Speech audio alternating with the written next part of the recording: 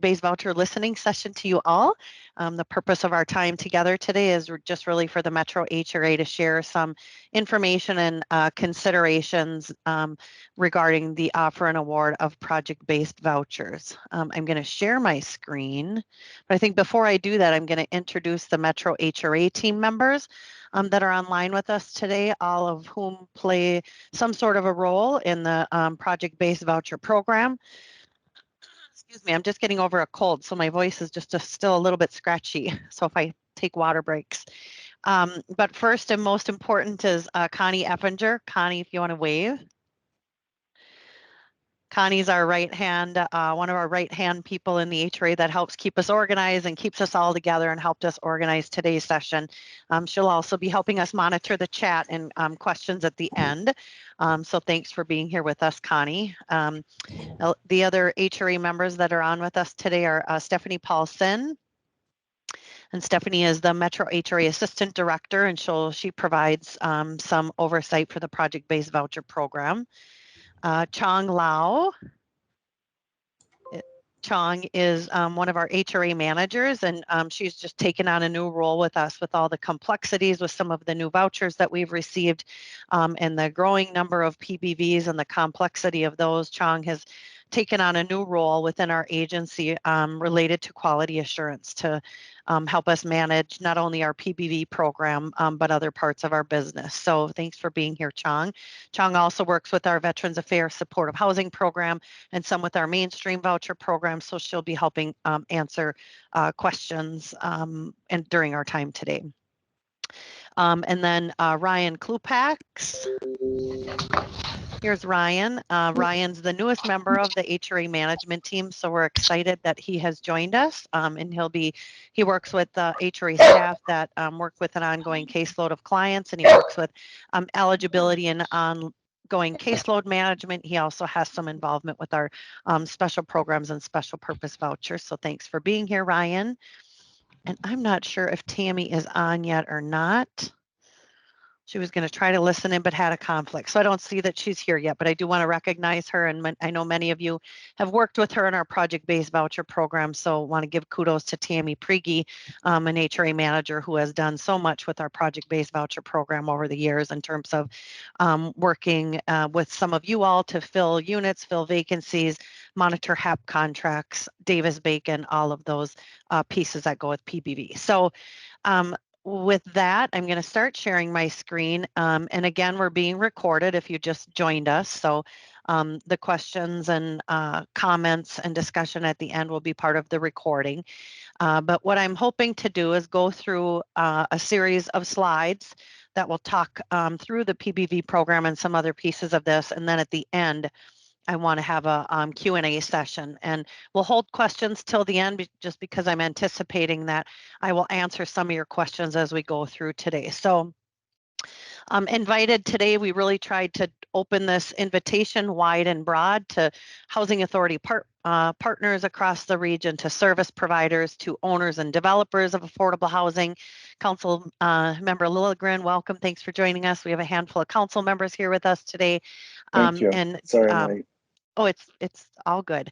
And development partners. And really our goal is just to be transparent and offer some information on how we award project-based vouchers and some of the considerations. So I'm going to share my screen.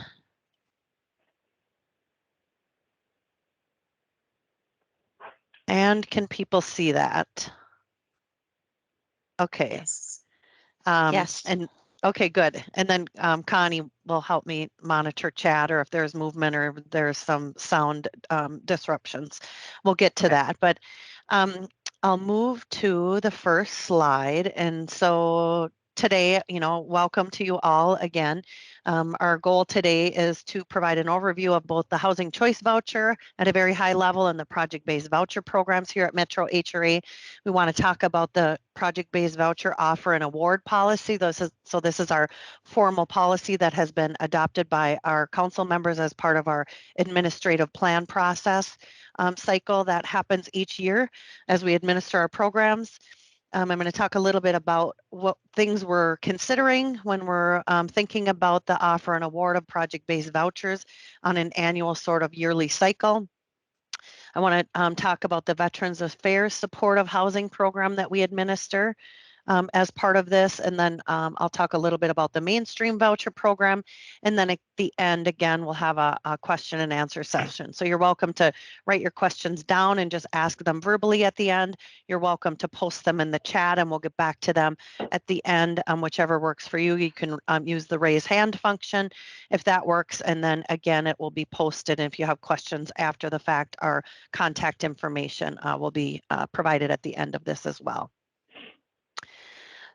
So with that, just a little bit about our project-based voucher program. The Metro HRA was formed as part of the Metropolitan Council through legislative action in 1974. So it was at that time that the Section 8 of the U.S. Housing Act was adopted, and that act really allowed the payment of public rent assistance payments to private landlords. And so the Metro HRA was created as part of the council to specifically administer and operate the Section 8 program, now also called the Housing Choice Voucher Program. The Metro HRA's mission is to provide decent, safe, and affordable housing opportunities for people in our region, to encourage housing choice throughout the region, including areas of high opportunity, and to foster family stability and promote self-sufficiency for people of low wealth. So as we do our work every day, this is the premise that we're working under. Today, the Metro HRA serves over 7,000 program participants with rent assistance, most of which is federally funded. We operate 8 different programs, rent assistance programs that serve our families. And this map, I think, is always helpful because I think we get confused with it and we work with this every day, but this is a jurisdictional map that shows all the housing authorities within the metro area that operate a Section 8 voucher program, and conversely, some operate a project-based voucher program as part of it. But Metro HRA service area is all of this area in yellow shown on this map.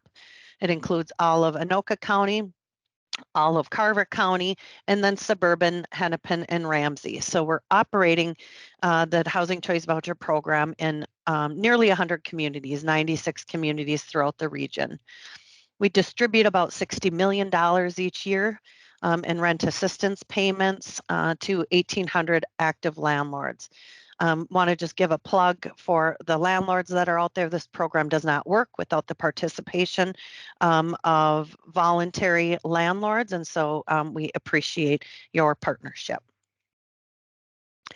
In terms of the vouchers that Metro HRA operates, today we have 7,000, we just hit 7,022, so that was a good milestone for us to hit. But we have 7,039 housing choice vouchers. And under the program rules, HUD allows housing authorities the discretion to project-base up to 20% of those vouchers. And then several years ago, HUD adopted an additional provision that allows housing authorities an additional 10% of project-based vouchers if the developments are those that are have supportive service components connected to them. Under the project-based voucher umbrella, so sort of under the 7,039 vouchers, Metro HRA has a number of what we call special purpose vouchers. And these are awarded by HUD to serve specialized populations and have special admission criteria for them. The first one is the emergency voucher program, emergency housing voucher program. These were vouchers that were awarded during COVID to bring housing stability and provide rent assistance to people who are homeless, fleeing domestic violence, at risk of homelessness, or at risk of domestic violence. We have 218 of those vouchers. Today we have 179 of them in operation. And I think we have about 30 voucher holders that are shopping with that program. So they have an active voucher and they're out looking for a unit. And we also are in the process of getting some additional referrals from our county partners for those vouchers. One moment, please. Some of the special purpose vouchers, HUD offers an option for project basing and some they don't. So under the emergency housing voucher, there is not an option to project base any of those. So they remain as tenant-based vouchers. The other thing I wanted to mention with these is there's a requirement that the referrals for these vouchers come through the coordinated entry systems. And so Metro HRA has partnerships with with SMAC, so Suburban Metro Area Continuum of Care, Ramsey County Continuum of Care, and Hennepin County of Continuum of Care as referrals for these vouchers. The second bucket of vouchers here are mainstream vouchers. These have been awarded to us since 2018 is when we first got our mainstream voucher allocation. These vouchers work in partnership with service provider partners such as the Metro Transit Homeless Action Team to get people that are sheltering on transit system or transit platforms connected to housing stability. We have partnerships with county partners for these vouchers too. And these vouchers are required to serve people who are homeless, at risk of homelessness, transitioning out of institutions, or at risk of institutionalization.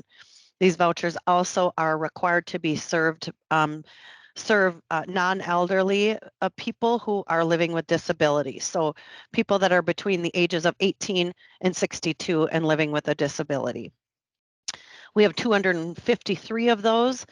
We just got 50 more. Otherwise, we would be full in that program, but we were just awarded another 50 vouchers for this program. And so we're in the process of getting referrals to get that program up to full allocation again, or full utilization. HUD does allow us to award these as project-based vouchers. We have a handful that are awarded as project-based vouchers, but most are tenant-based. The Veterans Affairs Supportive Housing Program is another program. I think we got our first allocation of these vouchers maybe in 2016. We're up to 210 of them. Generally, once a year, HUD will offer additional vouchers in partnership with the Department of Veterans Affairs for regions of the country that show a need and have higher levels of veteran homelessness. This program serves veterans that are experiencing homelessness, and it's a partnership with the Department of Veterans Affairs, the Federal Department of Veterans Affairs. So the Metro HRA provides rent assistance, the VA provides referral and supportive services to the veterans that are on that program. So we work in close cooperation and have a very positive working relationship with our partners at the VA. Some of them were going to join us today. I'm not sure if they were able to or if they've joined yet, but the way that program, actually, I'm going to save that because we have a slide on VASH down the line. We just got 10 more of those the first of the year, but you can see that we have 120 of them in use, 120. So there's a number of those vouchers that remain unused at this point for a variety of reasons.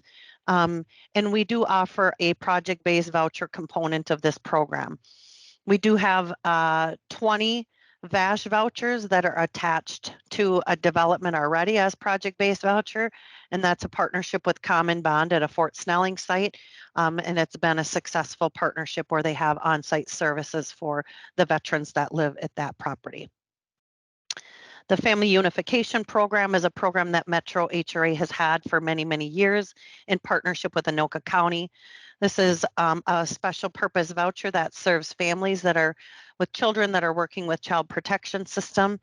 And a family could be awarded a family unification voucher if the only barrier to reuniting a family or family reunification is stable housing. We can award one of those vouchers. Our allocation of the Family Unification Program has been at 46 for many, many years, and it remains as such, and those vouchers generally remain in use. There is an option to project-base those vouchers. If we get increased number of those, we may consider project basing in the future.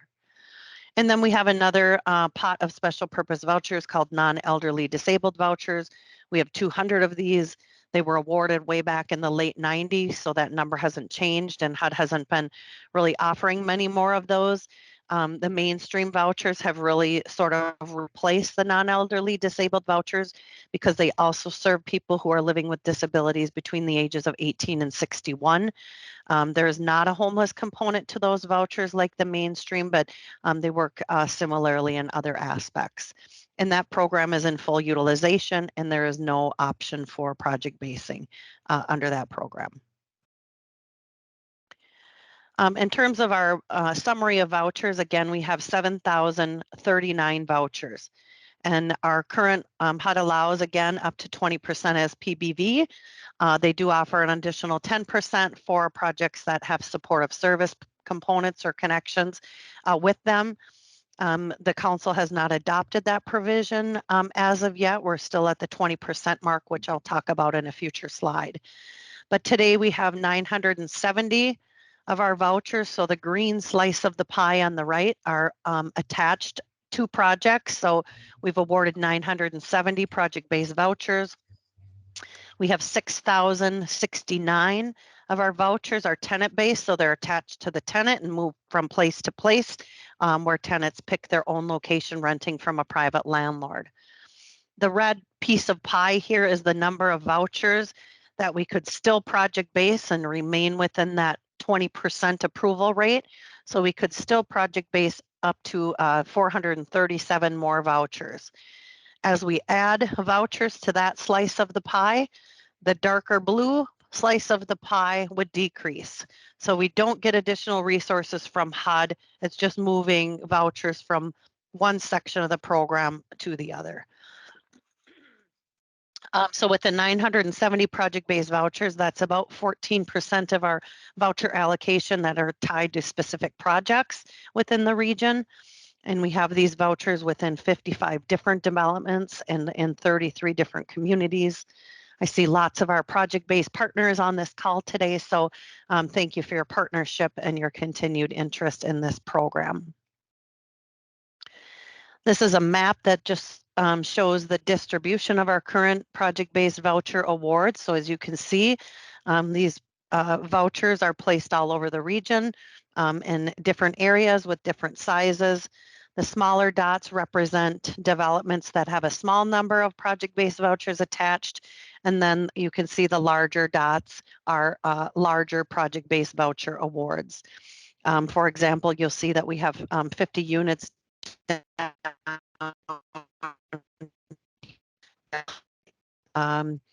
oh gosh, I'm gonna have a brain warp now what community that is, but 66 up here in Anoka, but we also have lots of projects that have 4 project-based vouchers, and in those cases primarily serve people experiencing homelessness.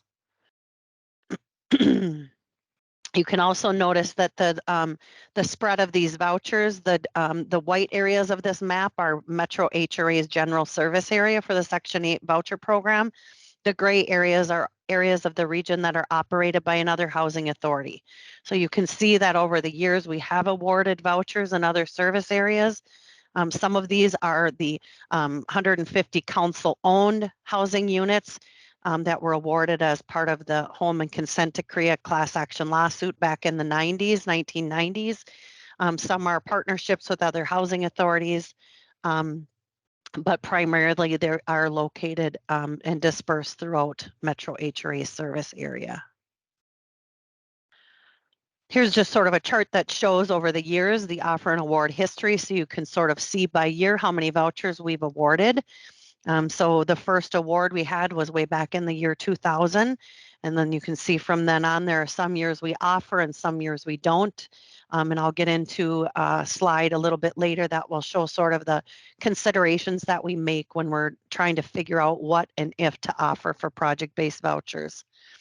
Some of these larger years, like in 2009, 2015, and 2018 were sort of anomaly years where we received an extra allocation of vouchers from HUD for one reason or another. Usually it's projects that are opting out of long-term HUD contracts. And so to provide housing stability and continued assistance for the residents of those developments and to prevent displacement, HUD will say, Metro HRA voucher, will you take these vouchers and provide continued assistance to the households that live in those buildings? We, of course, will say yes. And so that was the case in 2009, 2015, and 2018. Aside from those anomaly years, 2020 was the highest number of vouchers, project-based vouchers, that the Metro HRA has awarded, through a competitive process since the inception of our program in 2000. 50 of those vouchers went to one developer, which I think is an important piece to note. So in terms of PBVs in the region, housing authorities, not only here in our state and region, but across the country, have discretion on whether or not to operate a project-based voucher program. So this chart shows the housing authorities here in the metropolitan area region, the number of vouchers that they have, the number that are project-based, and then the percent that are project-based. Many of these numbers are current as of within the last week. I didn't hear back from a few of our partners, so I might be a few units off for a couple of the smaller housing authorities, but the large ones are accurate as of a week ago. I think also interesting to note, like Scott County CDA, for example, I think they have 300 and some vouchers. I'm not sure if Julie or any of the folks from there are on the call today. Actually, they have 404 vouchers. She just told me that. And they have 146 of them that are attached as PBV, which means they have 34% of their voucher allocation as PBV. And the reason they can do that, going above the 20 or 30% cap, is because these were all converted public housing units. So these were all previously under the public housing program that Scott County has since converted to a Section 8 form of assistance. When a housing authority does that, that number of units are removed from the cap.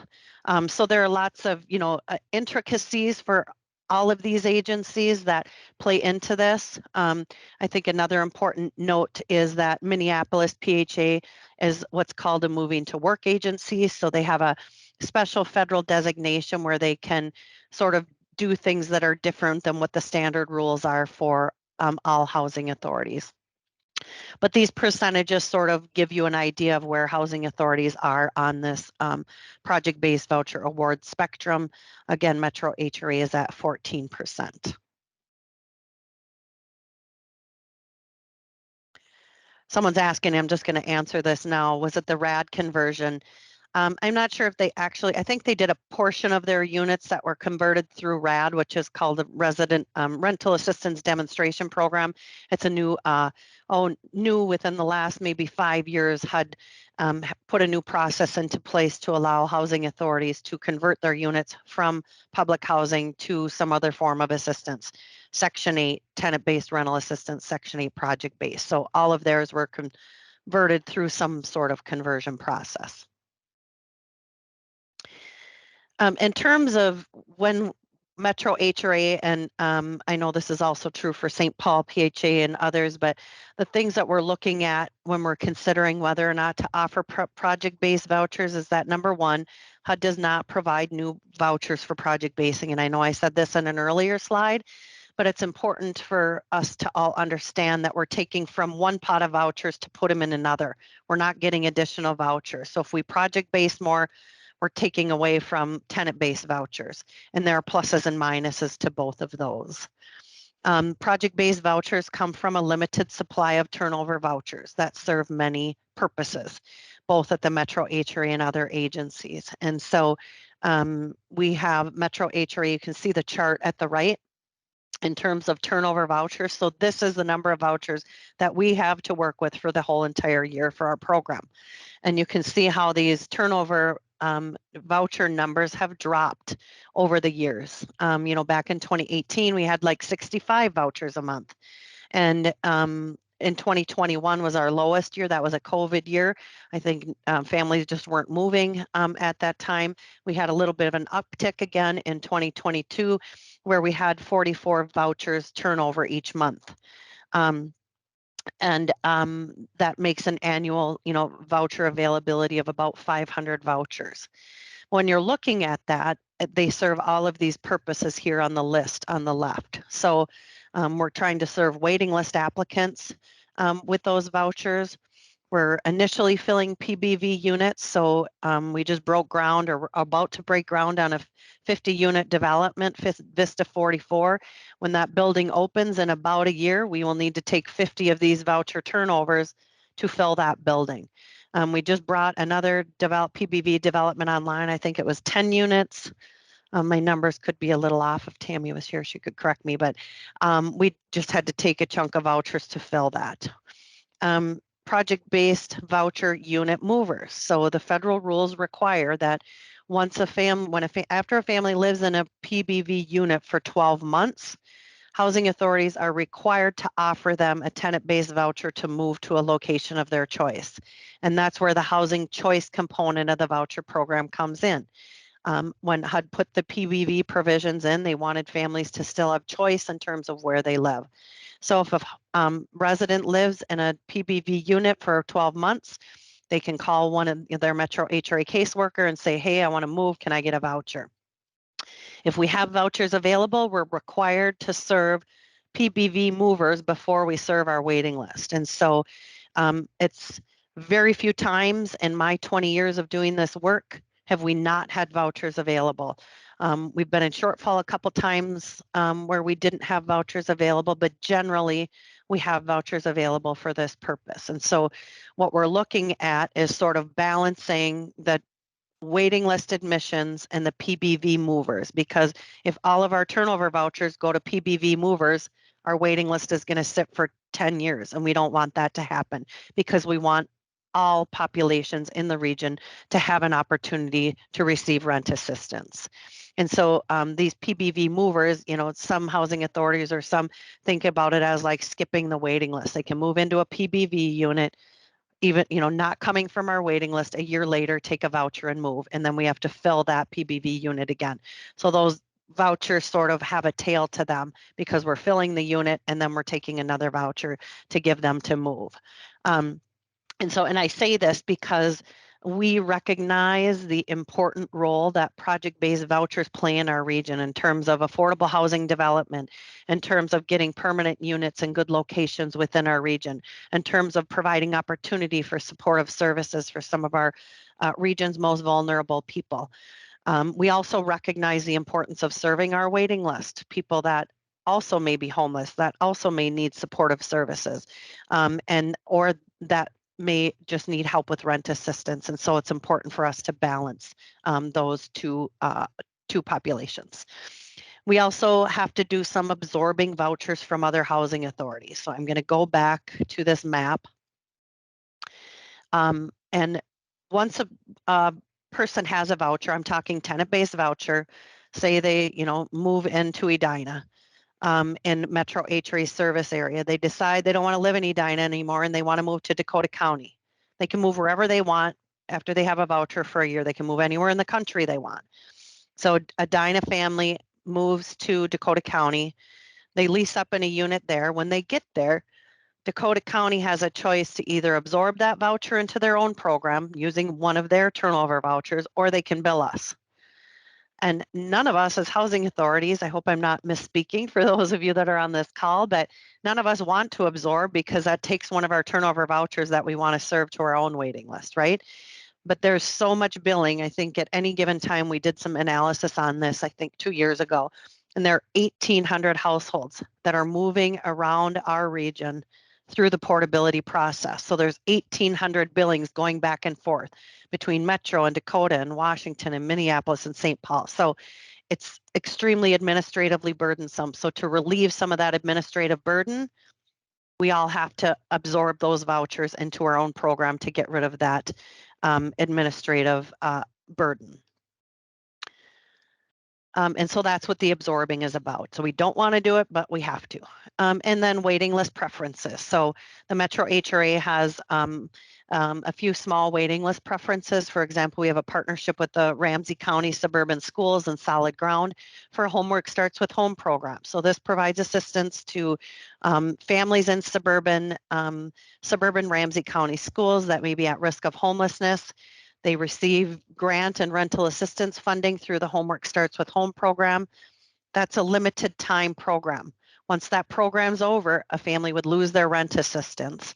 However, the council approved a policy for a waiting list preference for 20 of these vouchers each year, so those families can remain in place and remain stably housed. And so those kinds of vouchers take some of our voucher turnovers. So when you look at, we have 44 vouchers a month or 500 a year, it may seem like a lot to some of you, but when we're splitting them amongst all these priorities, it becomes a very difficult balancing practice to prioritize voucher placement. In terms of our administrative plan, so we have formal policy in our administrative plan that's approved by the Metropolitan Council each year as part of our administrative plan and PHA plan process.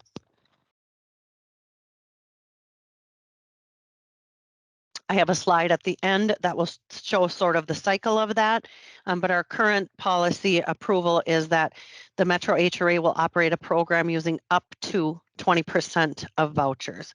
And so again, we could go to an additional 10% for supportive service developments if that's a policy direction our policymakers want to go. And I also will make clear that we say up to, because once we get to the 20% or 30%, then this resource is gone forever. So if we say, okay, we're going to take all 400 and we're going to offer them all today, award them all this year, which is probably not even really possible just due to where our utilization is at, then that's a resource that's no longer available for any development in the future. And so as we think about what to offer an award each year, we're trying to think about future opportunities as well. The formal policy also states that the Metro HRA will offer an award project-based vouchers through either an independent request for proposals process or offer through Minnesota Housing's consolidated request for proposals process. I think as developers, you're probably even more familiar than me with that, but that's a sort of a one-stop shop where housing owners and developers can apply for a variety of public financing, including federal tax credits. It's been the preference of the development community. Many of you I've talked to about this have had the preference that Metro HRA offer an award independently of that process ahead of the tax credit process, so you can get additional funding points. And I'll talk a little bit about that in a few slides. And then back in 2020, the Metropolitan Council adopted a policy to prioritize project-based vouchers in its own operating area. In recent years, project-based vouchers have become so incredibly competitive. If you're a developer on this call, in my experience is you all want them and we don't have enough to go around. And so we were created by the legislature to serve areas of the region that are not served by another voucher agency. And so the policymakers made the decision to prioritize projects in our own service area before considering projects outside of our service area. In terms, I'm not going to read all this, it's a lot of words, but essentially we created more detail in our policy back in 2020 to make clear that the Metro HRA is not going to take any action, any formal action on PBV awards until Minnesota Housing makes its funding recommendations. So the typical applicant for project-based vouchers for us is oftentimes also applying for tax credits through Minnesota Housing. And we don't want to make a formal award of project-based vouchers unless we know a project is going to be financial feasible and get all their necessary financing. We've worked with projects, and many of you can speak to this better than I can even on this call, but we know of projects that have gone through the tax credit process 5-6 times without getting their tax credits. And we just don't have the ability to leave project-based vouchers on the shelf sort of for that many years because we don't know what our funding is going to be next year or the year after or the year after. We don't know what our utilization is going to be, and so many things change out of our control from year to year. So we require that the projects that we contingently award PBVs to get their financing within that same year to get the formal PBV award. Our selection criteria has been, we made some substantial revisions back in 2020. I think the biggest one being that our largest point scoring criteria are developments that have supportive service connections to them. So developments that come in with those connections will receive 25 points. But this is how our points are laid out. This is also in our administrative plan approved by our council members and our policymakers. In terms of our project-based voucher policy, we do not have explicitly in our administrative plan document that Metro HRA will offer 20 vouchers, for example, per year. It's not possible for us because so many things happen out of our control. We don't know how many turnover vouchers we're going to have. We don't know how much funding we're going to get. We don't know if we're going to get special purpose vouchers. A lot of things are out of our control. And so what we've done in our administrative plan policy is to list the considerations where that things that we consider when determining whether to offer and award PBVs. We're looking at number one, our overall voucher utilization. Are there pots of vouchers that aren't being used that we can offer through this process? I'm thrilled and happy and excited to report that we used 99.7 of our vouchers in 2022. So we got a near perfect score last year, and that means we're getting vouchers in the hands of as many possible people. And the other part of that story is all of our vouchers are in use pretty much all the time, and this is about as good as it gets for voucher utilization. We look at our current voucher turnover rate, so how many of our vouchers are turning over again in a given month or year, and that was 44 per month and 528 in 2022. So limited number of turnover vouchers. We're looking at funding and budget.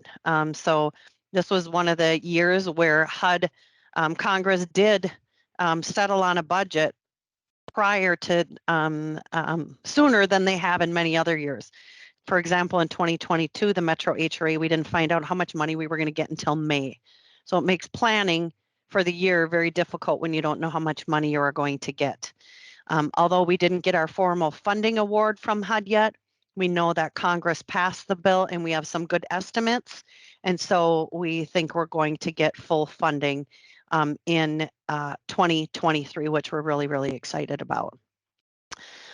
We talked about this, but balancing project-based voucher and waiting list admissions. So we want to make sure we're serving our waiting list and we're serving PBVs, including turnover PBV units and filling PBV units. Metro HRA is working with a brand new waiting list. So we generally have more success. So voucher placement success with a brand new waiting list because people have freshly applied. Their life circumstances are more current. But we opened our waiting list in 2022 and we received 11,000 application requests in a week. 11,000 in a week. That is so much more demand than what we have available. And from that, we were only able to place 2,000 on our waiting list. So that means 9,000 families didn't even get put on the waiting list. So that shows demand, but we're working with a fresh waiting list.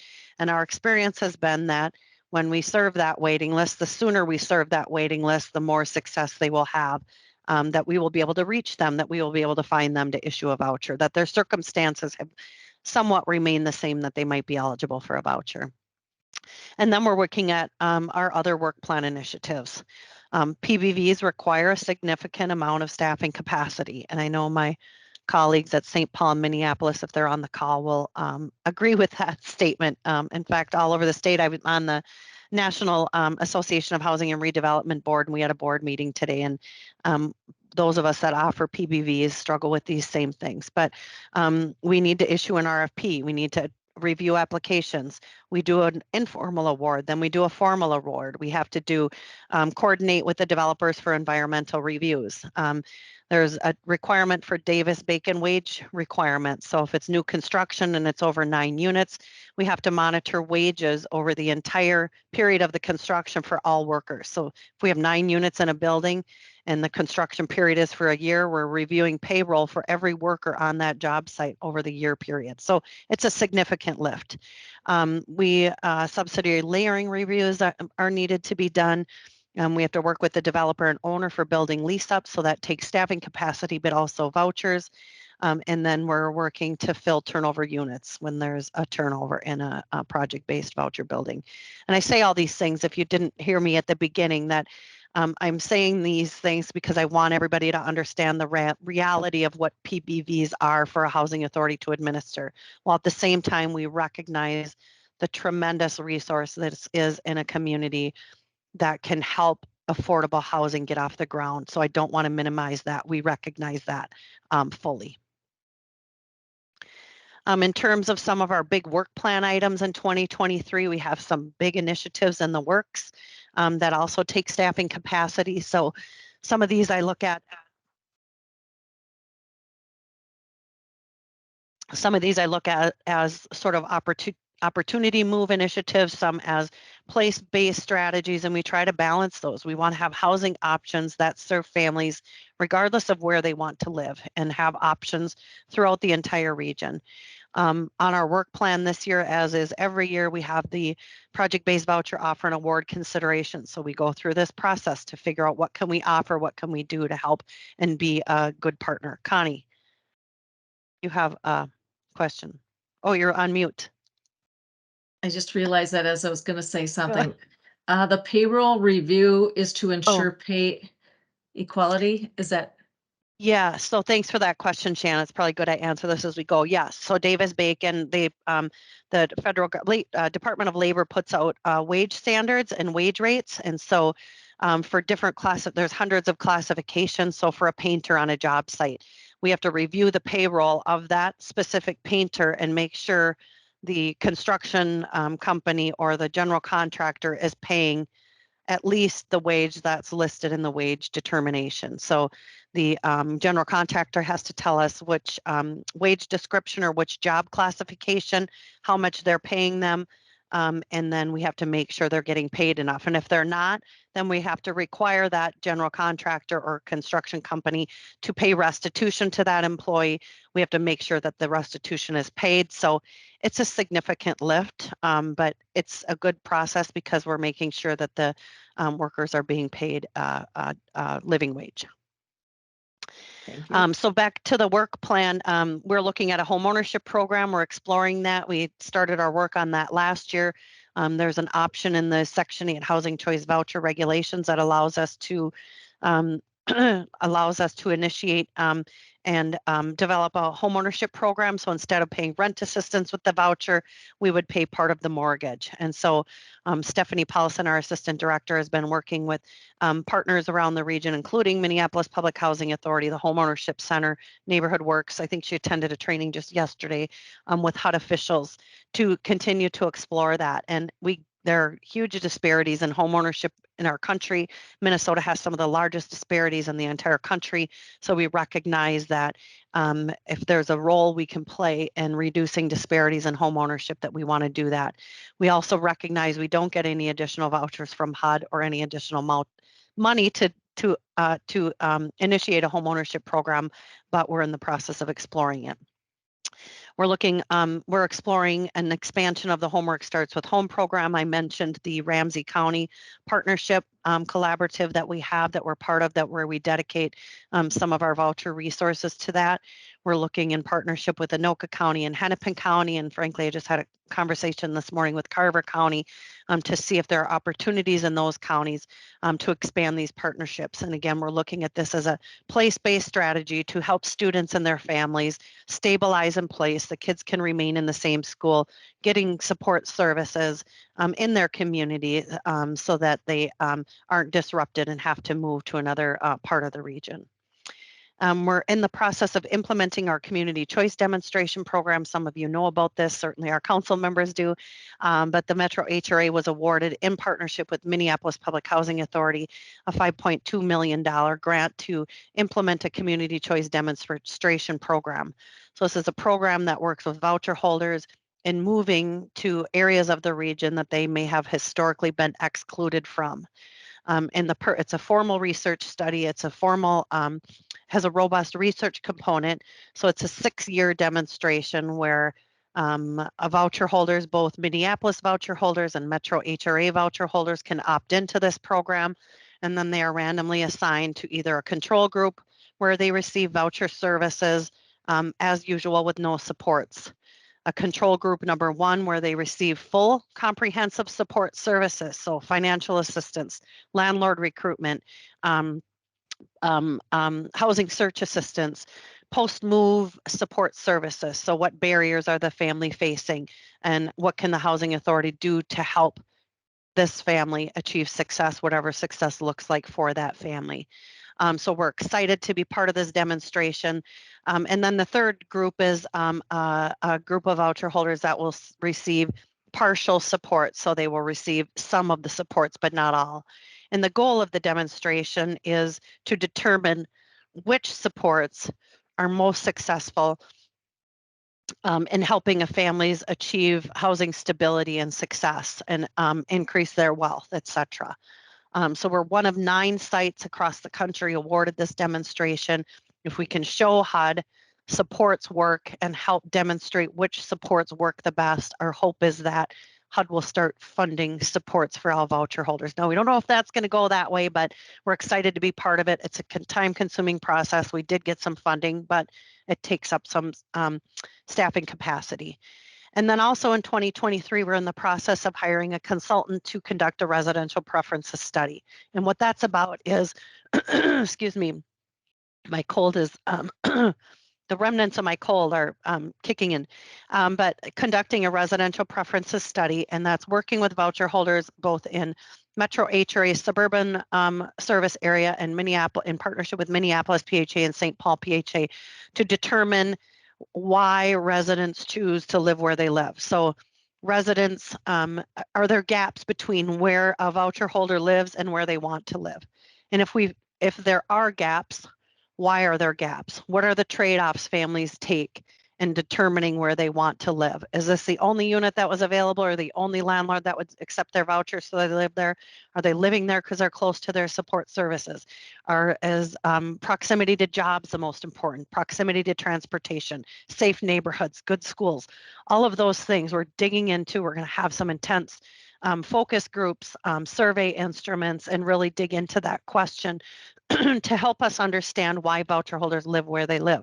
And then how can we support them better to access areas where they want to live? And sort of making a connection to this project-based voucher discussion.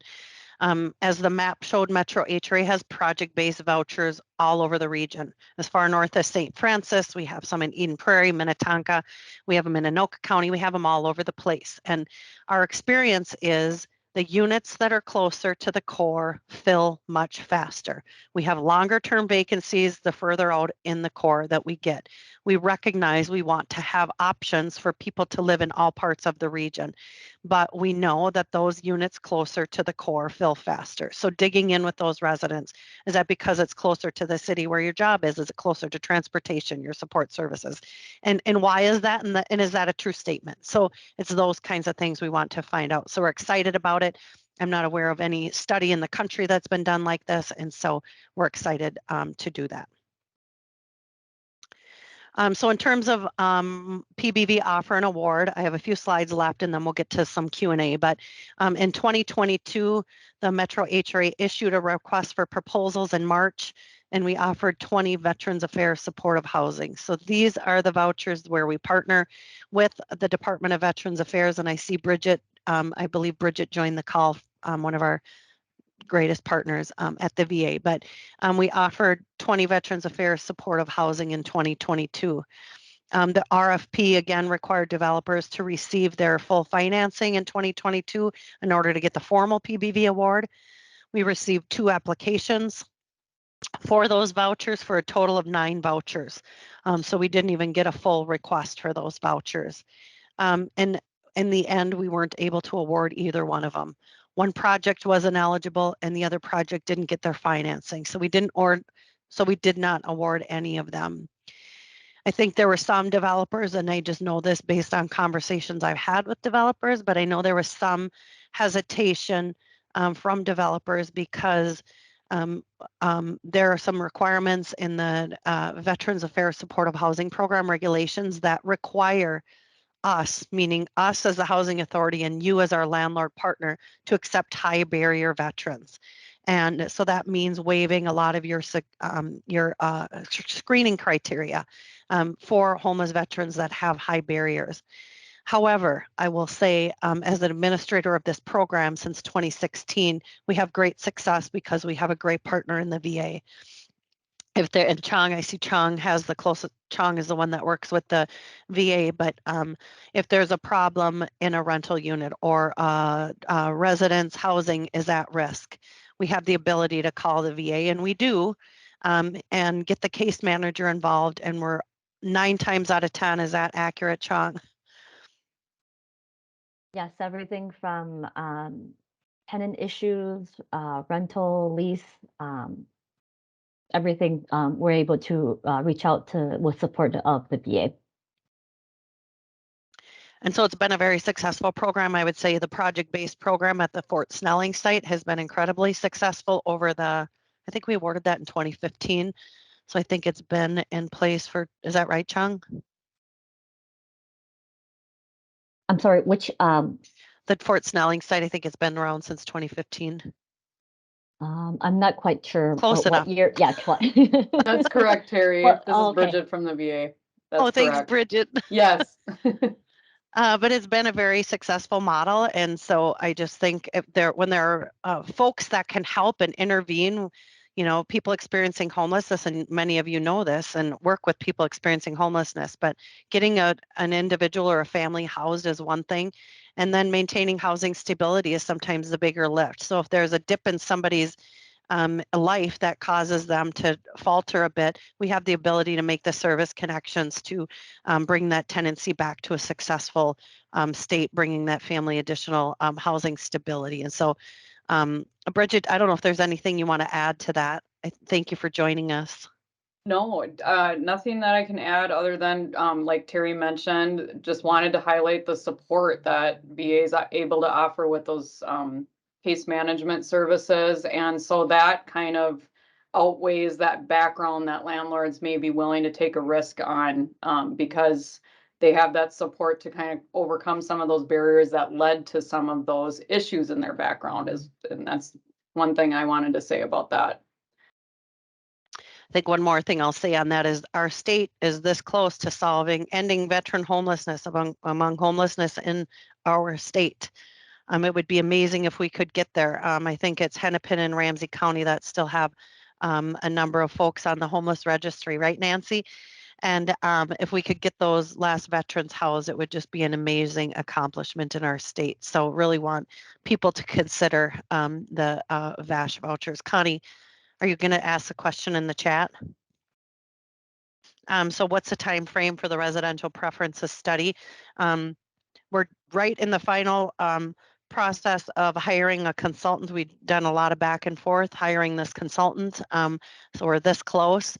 And so we're hoping that the study will take most of the year in 2023. So hopefully by the end of the year, we'll have some results from that. So it's pretty exciting. Thank you for that question. Again, I talked a lot about VASH, but these vouchers serve veterans experiencing homelessness. We talked a lot about this. Admission denial or termination only for over income or lifetime sex offender registration. So again, owners must be willing to accept high barrier veterans in this program. As part of the process in the RFP process, we would require a letter of support from the VA. And Bridget is our contact for that. If and when, I should say when, probably we issue an RFP for PBVs, that information will be in there, but that would be a requirement.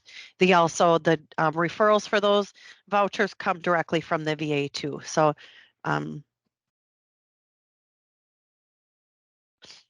Jeannie, have you done an overlay of where people live with the HCV compared to PVV? It would be nice to know where we have some missing areas of options for people. Yeah, thanks for that, Jeannie. Nice to see you. We have a number of PBVs in Roseville, and Roseville's always been a good partner for us. But yes, we do have a map that shows where voucher holders live in the region.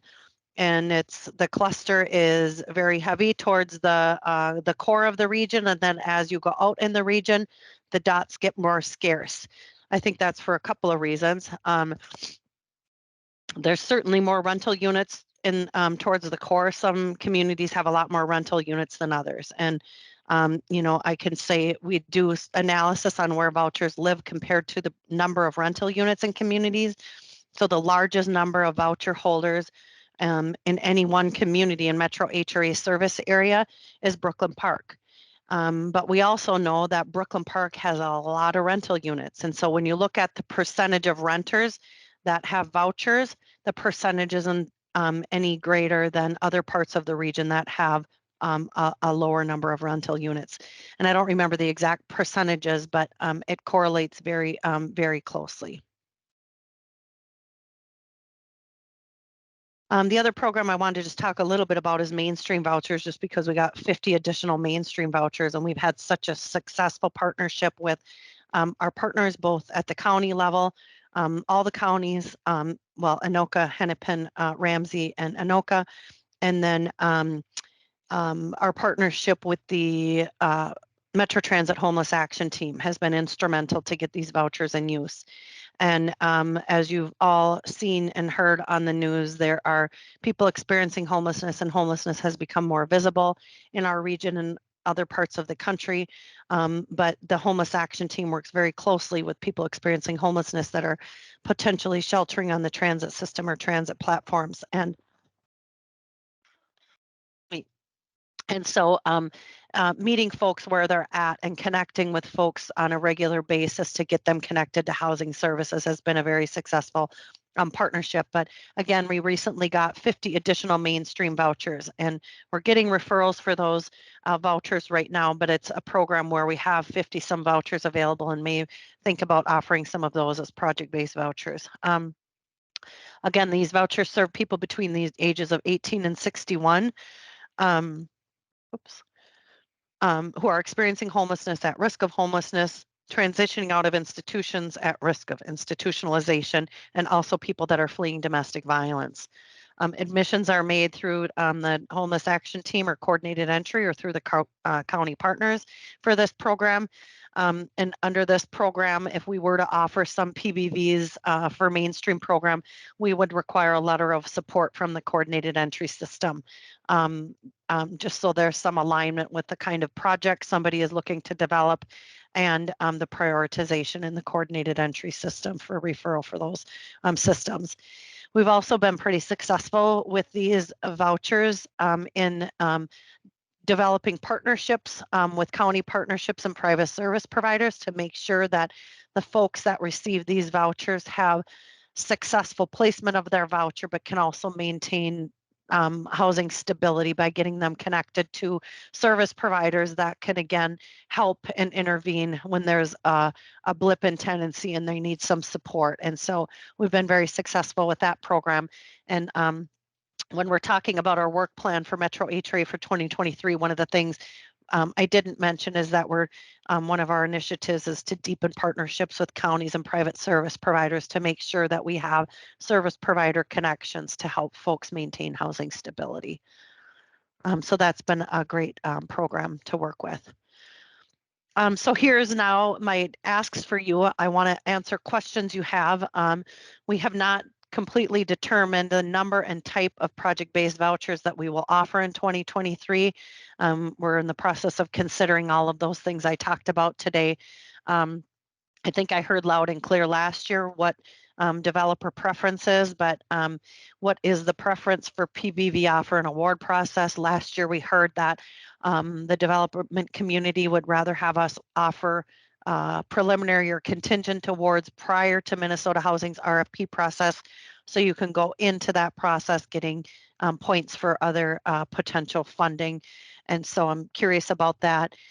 How can we make this process easier and more transparent? Aside from saying we're going to offer 20 or 25 PBVs every year, that's just not something we're able to put in our policy document because circumstances change. But what can we do to be better partners for you all in this process and make it easier and more transparent? And then what questions do you have? So I'm just going to open it up and see what questions people have, or any of the other team members. If I missed anything, pop on, and I'm open to hearing whatever you have as well.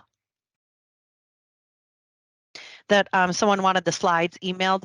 We're going to post the slides and a video of this YouTube of this presentation on our website within a couple of days. So www.metrohra.org. Jeannie, Kelsey, I would like the option for it to be available to new developments that don't go through the Minnesota Housing RSP process, but are still doing affordable housing at 50% or 60%.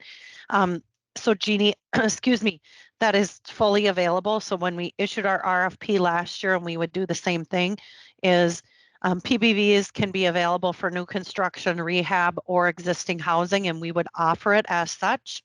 And so part of what I would offer is that a development that you might be talking about in Roseville, they can apply for PBVs the same as anybody else. They would just need to have their financing all in order by the end of that year in order to get the formal PBV award. If they got their financing through other means, or maybe they got tax credits last year and they're just looking for some small gap financing that the city's going to provide, and they want to come in and apply for those vouchers, they can certainly do that. And so that is already an option.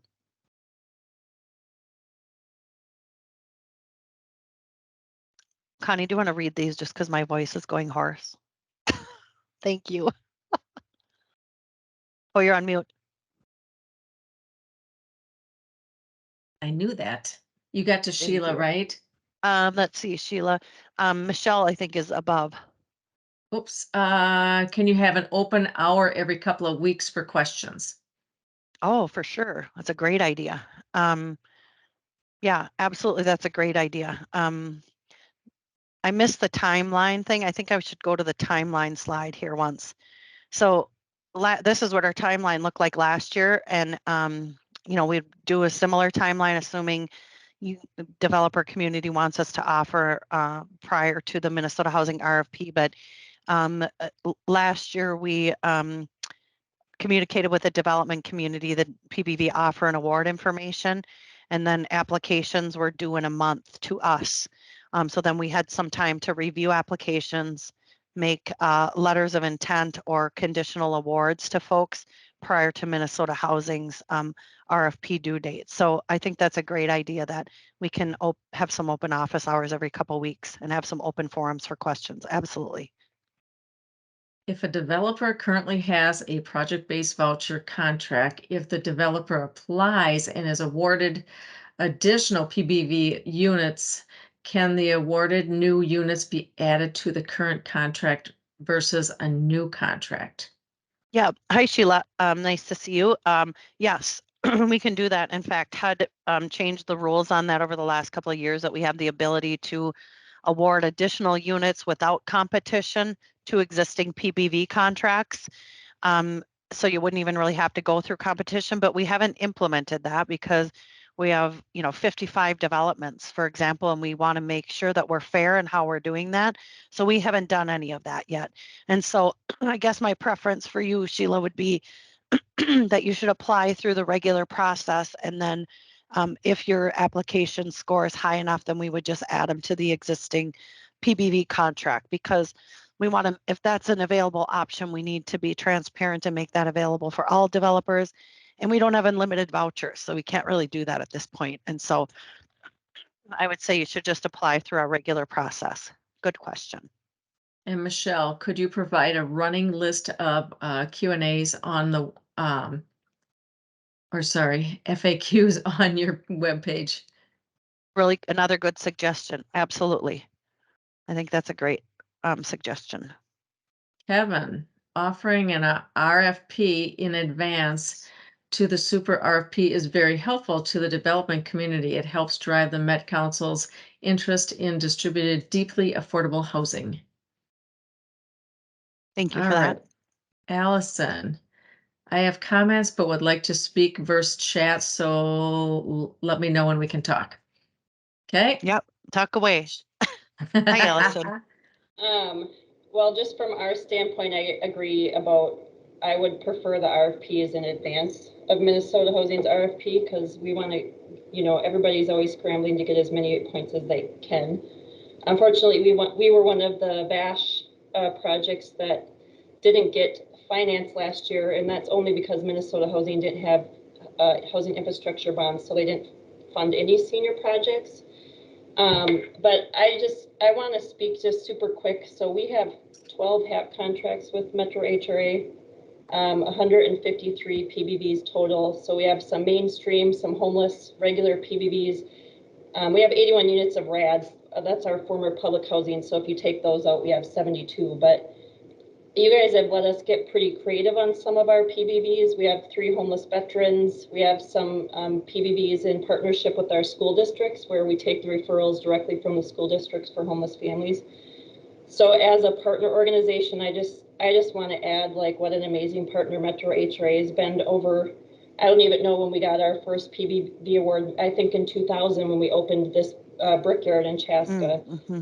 But you guys are an amazing partner, and you've let us do some really unique things that we've been able to really meet the needs of what we're hearing from residents and organizations within our county, like for example the school districts or the mainstream units. And as much as I would love for you guys to release vouchers every year to be project-based, I just want to say from our standpoint, we completely understand and support Metro HRA's decision in the years when that is just something they don't feel, that you guys don't feel is a good option for that year. So mostly just comments, but thank you. Well, thanks, Allison. Appreciate that. Allison's with Carver County CDA. Oh yeah, sorry. For those that don't know, CDA. Allison. Nancy, Nan- I'm seeing your question in the chat. Yeah, so I think we interchange terms sometimes, so I think I might have created some confusion. But so families that are issued vouchers, families that come off the waiting list are issued vouchers. We track what we call success rates in terms of how the percentage of families issued vouchers coming off the waiting list are able to use them. And that's at 60% right now. So 60% of families that are issued vouchers off the waiting list use them. The other 40% come back to us unused. And that could be for a variety of reasons. And when we're working with an older waiting list, for example, it could be that they found other housing options. Maybe their income's changed. Maybe their family circumstances have changed. Maybe they found a project-based voucher, opportunity. Maybe they found some other assisted housing. There are so many reasons that, and when I say 60% comes back, sometimes part of that is we're never able to reach them or find them when they come to the top of the waiting list. Sometimes they don't respond to our, reach out to say your name's at the top. And so it's a variety of reasons. It doesn't always mean they can't find housing, but that certainly is one of the reasons looped into that. That's where that 40% in your chat is coming from. Today, when I'm talking about 7.54, that's the number of vouchers that turn over. So those are people that go off the program. So they already have a voucher. 44 people every month go off the program. That could mean they were absorbed by another housing authority. That could mean they became over income, and so they no longer qualify. That could mean they voluntarily dropped. So it's all of those reasons. So we're talking about sort of two different things. Does that answer your question? Yes. Okay. And Leslie, how does Metro HRA handle the PBVs when our owner chooses not to review their contract or the property is sold? Do these vouchers go into the pool of vouchers, or could they be available on a rolling basis for owners that have PBV contracts? Hi, Leslie. Nice to see you. It's a really good question. And we've been doing PBV since 2000. We've never had an owner opt out of a contract. And so that hasn't happened. One of the things that Chong in her new role will be looking at with PBVs is, are there developments that systemically have PBV vacancies that aren't filled? And so we'll be looking at things like that. So if there are, maybe we go to those developers or owners and reduce the number of PBV contract units they have. And so we'll be digging into some of those sort of compliance, quality assurance things, but we've never had an owner opt out of a contract. We've had a few that sold, and there are some provisions in the contract that allow us to assign the contract to the new owner, and we've certainly done some of that. So we've never really had any turn back to go back into circulation. Asher, would a project that's under construction now be eligible to apply for a PBV for another project when being located somewhere with the smaller HRA make it ineligible?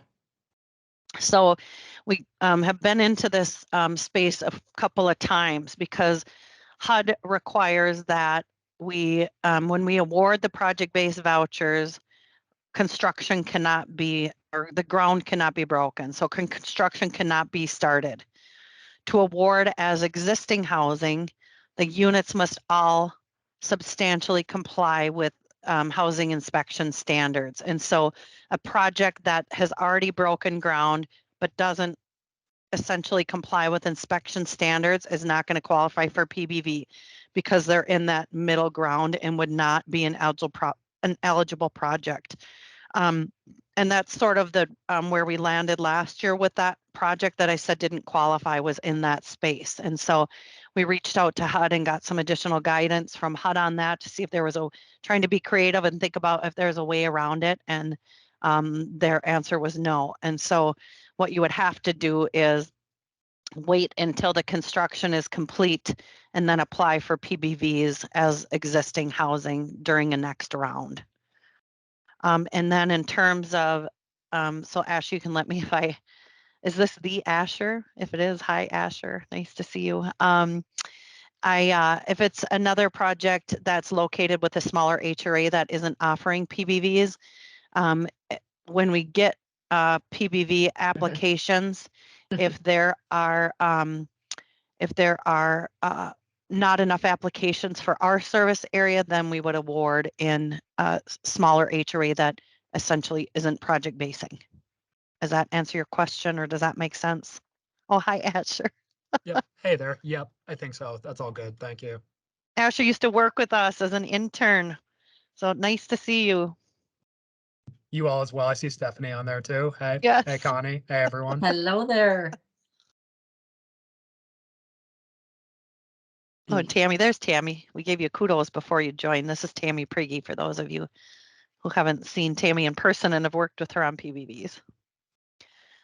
Are there other questions, or how can we do things better? What can we do better? How can we make it easier? I think we have some good suggestions about having Q&As, posting FAQs on our website. We'll post the PowerPoint, we'll post the video. Kevin, so is there a timeline? Again, I think because the Minnesota Housing RFP isn't issued yet, that usually comes out in April.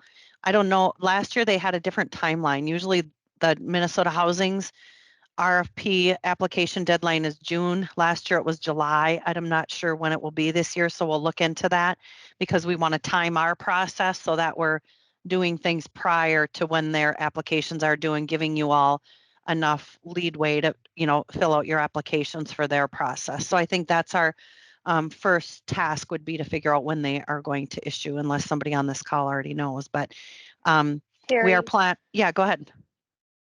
It is, the dates are released now. The deadline is July 13th, I believe. Oh, thanks, Megan. Appreciate that. So a similar timeline as last year, then. This will be very similar.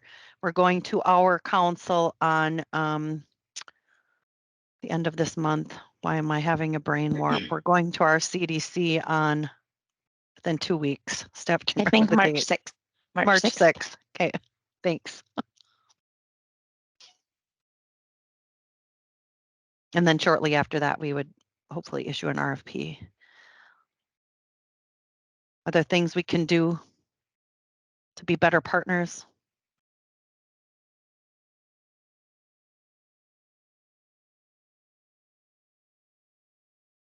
Well, hearing nothing, again, this will be posted on our website, www.metrohra.org. We'll post the PowerPoint.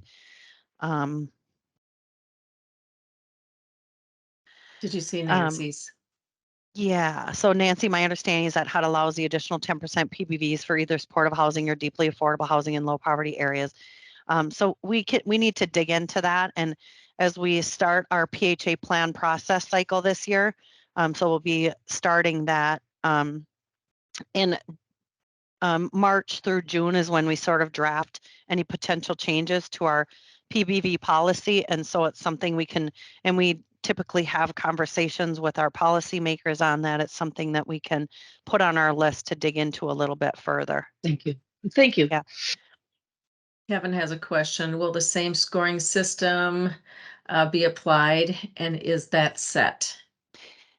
It's set in that, I would say yes, it's set because it's in our policy document. It was approved by our council members, And if we're going to make changes to that, we would make it in conjunction with the Public Housing Agency administrative plan process that starts, you know, March, June, July, August time period.